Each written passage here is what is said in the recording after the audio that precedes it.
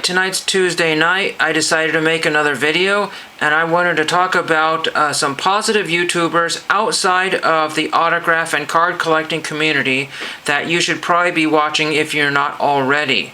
I noticed that I have almost 500 people that I subscribe to, and most of these people I've subscribed to them because I really enjoy their videos. Some of them I subscribe to them to help them with their subscriber count and that sort of thing, and those people haven't made videos in 2, 3, 4, 5, 6, 7, 8 years.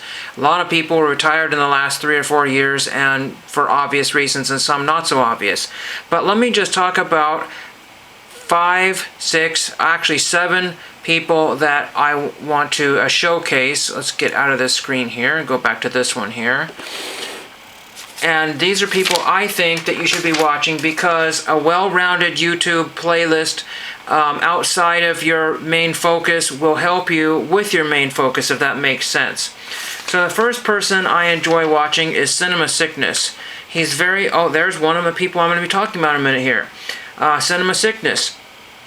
He is one of those movie collectors. He goes to thrift stores, flea markets, antique stores, and goes all over. He also a Disney vlogger as well too, and he goes to these stores looking for deals on media and toys and games. Some of the things he will actually sell, and it's very interesting to see what things cost at these particular Pennsylvania thrift stores and different Goodwills and that sort of thing. And also sometimes he'll do a few Dollar Tree videos in there, mixed in there, and it's just a good thing showing you what you can get for very little and how much money can be made on those particular items. And also he's thrifting with friends, which makes it really a fun video to watch.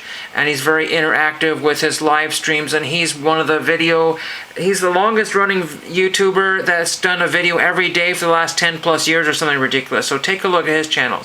The second one is a little closer to home. It's called Antonelli Baseball. He's actually signed a baseball card for me. He actually might have signed it live on his YouTube stream. I didn't get to see. I didn't see which cards he was signing. I think he showed some of them.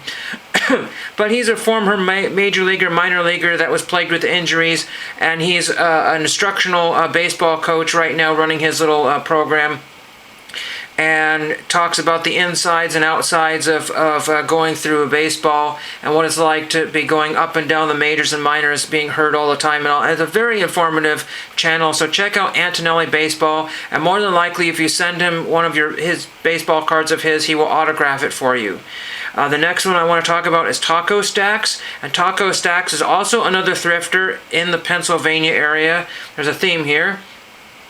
And he is actually a garbage picker. So he'll go out weekly with his van and go to different streets around the local cities that allow bulk pickup for the garbage. He'll pick up a lot of scrap metal, but he'll find complete dining sets. He'll find treadmills. He'll find boxes of toys. He'll find chairs, furniture, desks.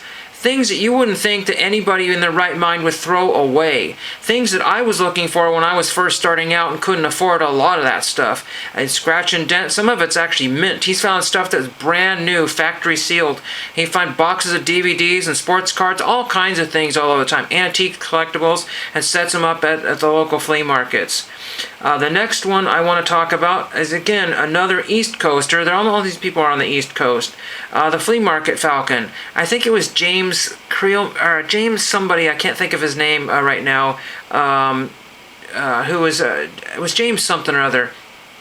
And he does a lot of flea market videos, and he also did a lot of Dollar Tree videos. And I like these because he doesn't use a lot of expletives and curse words in the stores that he visits, and also he nicely tidies up a lot of the DVDs for the next person. So that is very nice and courteous. I really enjoy that, and he gives me a great idea of what you can find at your local Dollar Trees, mostly movies, DVDs, Blu-rays, for only $1. Now to be the $1.25 tree is the big joke in the community, in the DVD community, whatever.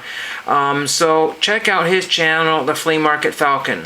The next one is a husband and wife duo out of North Carolina, I believe, don't quote me on that one, called Harry Tornado. I've sent him one of my famous postcards because he was tacking up postcards. He's got over 50,000 subscribers.